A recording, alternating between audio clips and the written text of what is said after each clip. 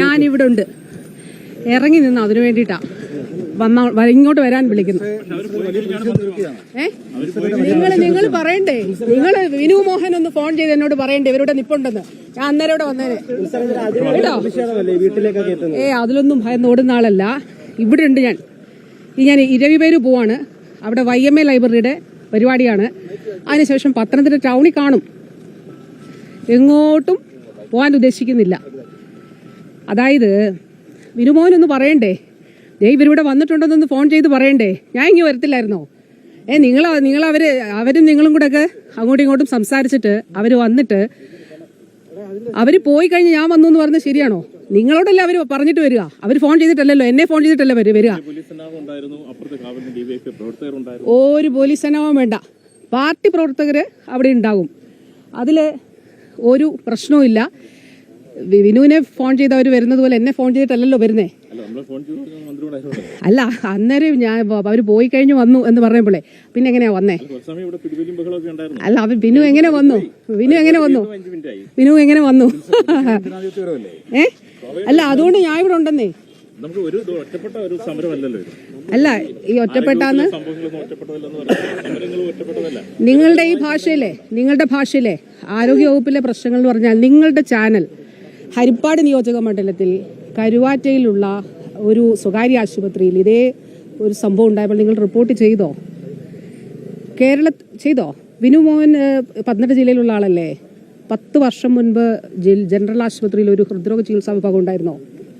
അടൂര് ഒരു കെട്ടിടങ്ങൾ, എത്ര പുതിയ കെട്ടിടങ്ങൾ. പത്തനംതിട്ട ജനറൽ ആശുപത്രിയിൽ ഒന്നാന്തരമായി 52 കോടി രൂപയുടെ പുതിയ കെട്ടിടങ്ങൾ. കോഴഞ്ചേരിയിൽ 30 കോടി രൂപ കെട്ടിടം പൂർത്തിയായി. കോന്നി താലൂക്ക് ആശുപത്രി, ശബരിമലയുടെ ബേസ് ഹോസ്പിറ്റലാണ് ജനറൽ ആശുപത്രി. ശബരിമലയ്ക്ക് ഏറ്റവും അടുത്തുള്ള റാന്നി ആശുപത്രിയിൽ കിഫ്ബിയുടെ കെട്ടിടം പൂർത്തിയാവുന്നു. ഒരു മെഡിക്കൽ കോളേജ് യാഥാർത്ഥ്യമാക്കി. അവിടെ NMCയുടെ അഡ്മിഷൻ യാഥാർത്ഥ്യമാക്കി. അവിടെ 4ാം വർഷത്തിലെ കുട്ടികൾ പഠിക്കുകയാണ്. അവിടെ ഒരു നഴ്സിംഗ് കോളേജ്.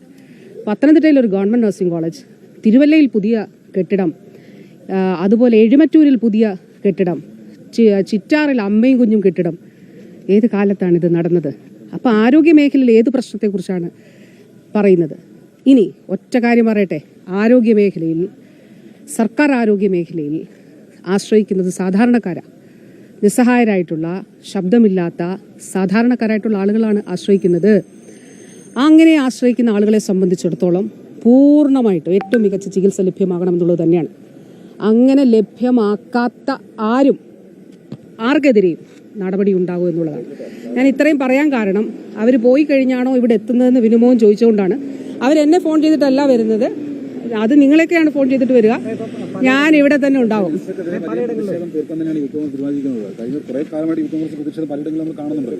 അത് അവരുടെ അജണ്ടയാണ്. എന്തുകൊണ്ടാണ്?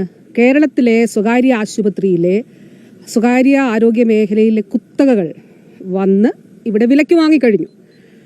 ആ കുത്തകകൾക്ക് വേണ്ടിയിട്ടുള്ള സമരമാണ് ഇപ്പോൾ നടക്കുന്നത്. അത് മാത്രമല്ല, പെർഫോം ചെയ്യാത്ത ഒരു വകുപ്പാണെങ്കിൽ ഇത്ര സമരം ഉണ്ടാവുമോ?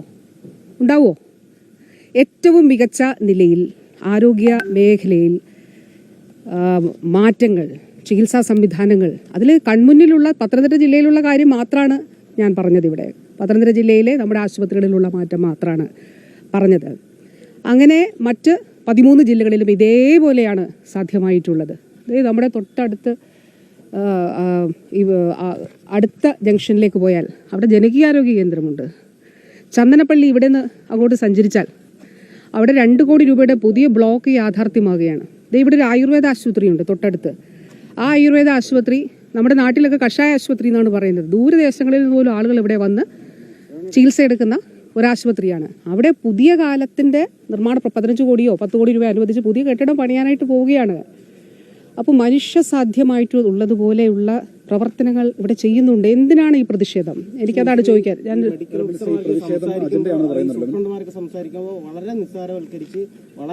അത് തെറ്റായിട്ടുള്ള കാര്യമാണ്. എല്ലാ ഓഫീസേഴ്സും അങ്ങനെയല്ല. അത് തെറ്റായിട്ടുള്ള കാര്യമാണ്. അതായത് ആർദ്രം എന്ന മിഷന്റെ വാക്കിന്റെ അർത്ഥം ആർദ്രതയാണ്, മനസ്സിന്റെ ആർദ്രതയാണ്. എത്രയോ പേരുകൾ ഇടാമായിരുന്നു.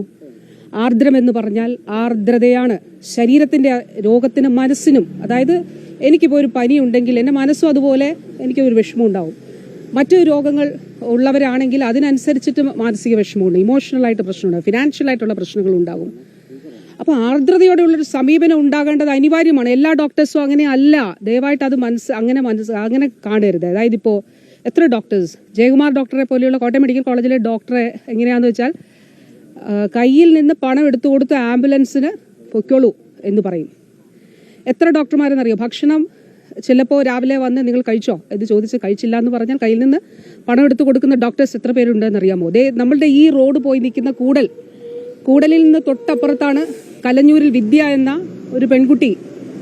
ഒരു രാത്രി സമയത്താണ് അവളെ, ഇവിടുന്ന് അധികം കിലോമീറ്റർ ഇല്ല, കുറച്ച് കിലോമീറ്റർ ഉള്ളൂ. അവളെ രാത്രിയിൽ ഭർത്താവ് ആക്രമിച്ചു, വെട്ടുകത്തി കൊണ്ട് കൈ രണ്ടായിട്ട് വേർപിരിഞ്ഞു. ഒരു സ്വകാര്യ ആശുപത്രിയുടെ മുന്നിൽ ചെന്ന് നിന്നു. ഇത് യാഥാർത്ഥ്യമാണ്, ഇത് കൺമുന്നിലുള്ള യാഥാർത്ഥ്യമാണ്. അവളുടെ വിദ്യയും അവളുടെ 10 വയസ്സുള്ള മകനും അച്ഛനും അമ്മയും അവിടെയുണ്ട്. തിരുവനന്തപുരത്ത് ഒരു സ്വകാര്യ ആശുപത്രിയുടെ മുന്നിൽ ചെന്ന് നിന്നപ്പോൾ പറഞ്ഞു 10 ലക്ഷം രൂപ വേണം. ആലോചിച്ച് നോക്കുക, 10 ലക്ഷം രൂപ എവിടെ നിന്നാണ് എടുക്കുക? ഉടനെ അവർ വിളിച്ചു, തിരുവനന്തപുരം മെഡിക്കൽ കോളേജ് സജ്ജമാക്കി 8 മണിക്കൂർ നീണ്ടുന്ന സർജറി ചെയ്തു. മൾട്ടിപ്പിൾ സർജറി ചെയ്തു. ഞാൻ ഈ ആദ്യ സർജറി കഴിഞ്ഞ് വിദ്യയെ പോയി കണ്ടു. വിദ്യയ്ക്ക് അത് ഓർമ്മയുണ്ടോയെന്ന് എനിക്ക് അറിഞ്ഞൂടാ, ICUവിലാണ്. അപ്പോൾ അതിനുശേഷം വീണ്ടും പ്ലാസ്റ്റിക് സർജറി ചെയ്തു.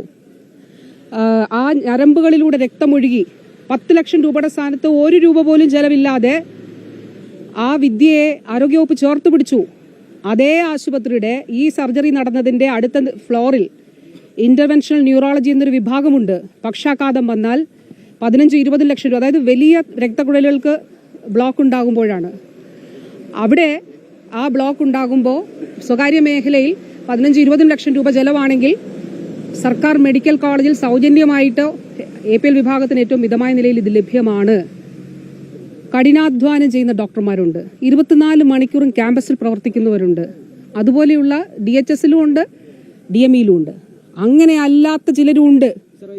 അല്ലാതുള്ളവർക്കെതിരെ പല വീഴ്ചകളും ഉണ്ടാകുമ്പോൾ അവർക്കെതിരെ ഒരു നടപടി എടുത്തിട്ട് ഇതാ ഞങ്ങൾ ഇങ്ങനെ ചെയ്തു എന്ന് ഒരു കടുത്ത നടപടി എടുത്ത് ഞങ്ങൾ ഇങ്ങനെ ചെയ്തു എന്ന് പൊതുസമൂഹത്തിന് ചട്ടപ്രകാരം നമുക്ക് ചെയ്യാൻ കഴിയുന്ന എന്താണ്? സസ്പെൻഷനാണ് ആദ്യത്തേത്, അല്ലേ? ചട്ടപ്രകാരം ഒരാൾ ഒരു തെറ്റ് ചെയ്താൽ നമുക്ക് ചെയ്യാൻ കഴിയുന്നത് സസ്പെൻഷന് ശേഷം അതിൻ്റെ കൃത്യമായ നിയമപ്രകാരമുള്ള നടപടികളിന് ശേഷം എന്ത് ചെയ്യും? നമ്മൾ ആവശ്യമെങ്കിൽ ഡിസ്മിസ് ചെയ്യും, സർവീസിൽ നിന്ന് പുറത്താക്കും. അപ്പോൾ ഈ സാഹചര്യങ്ങളിലെല്ലാം തെറ്റ് ചെയ്ത ഡോക്ടർമാർക്കെതിരെ സസ്പെൻഷൻ ഉൾപ്പെടെയുള്ള നടപടികൾ സ്വീകരിച്ചിട്ടുണ്ട്. ചില കേസുകളിലെങ്കിലും കോടതികളിൽ, കേരള അഡ്മിനിസ്ട്രേറ്റീവ് ട്രിബ്യൂണലിൽ അവർ പോയിട്ട് സസ്പെൻഷൻ പിൻവലിക്കണമെന്ന് പറഞ്ഞിട്ടുണ്ട്. സംഘടനകൾ സമരം നടത്തുന്നുണ്ട്. ഇപ്പോഴും നിസ്സഹകരണ സമരമുണ്ട്, ഇല്ലേ? ആ നിസ്സഹകരണ സമരത്തിന് മുൻപിൽ എന്നാ ശരി, നിസ്സഹകരണ സമരമുണ്ട് എന്ന് പറഞ്ഞിട്ട് ആ നടപടിയിൽ നിന്ന് പിന്നോട്ട് പോയോ സർക്കാർ? കാരണം ഞാൻ ആദ്യം പറഞ്ഞത് നിസ്സഹായരായിട്ടുള്ള മനുഷ്യരാണ്, അവർക്ക് വേണ്ടിയിട്ടാണ് സർക്കാർ